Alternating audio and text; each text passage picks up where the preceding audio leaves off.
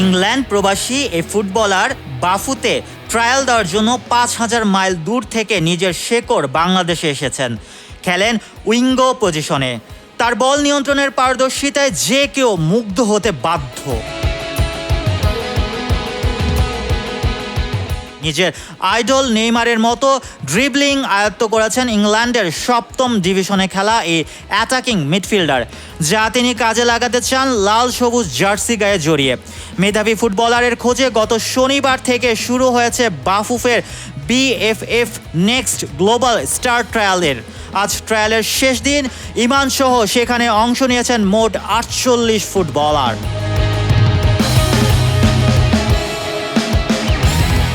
ইমানের বাংলাদেশের হয়ে খেলার তীব্র ইচ্ছা। তিনি বলেন, নেইমার আমার প্রিয় ফুটবলার।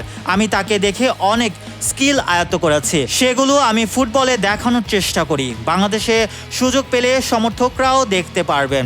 যে কোনো লেভেলের ফুটবল হোক, আমি আমার স্কিল কাজে লাগানোর চেষ্টা করি। বাংলাদেশের ফুটবল উন্মাদনা রূপকার হামজা চৌধুরী। ইংল্যান্ডে থাকার সুবাদে জাতীয় দলের তারকার সঙ্গে কথা বলার সৌভাগ্য হয়েছে ইমানের। তিনি বলেন, ইংল্যান্ডের এক টুর্নামেন্টে হামজা চৌধুরীর সঙ্গে আমার দেখা হয়েছিল। তাকে আমি কিছু প্রশ্ন করেছিলাম, বলেছিলাম একদিন তার সঙ্গে খেলতে চাই।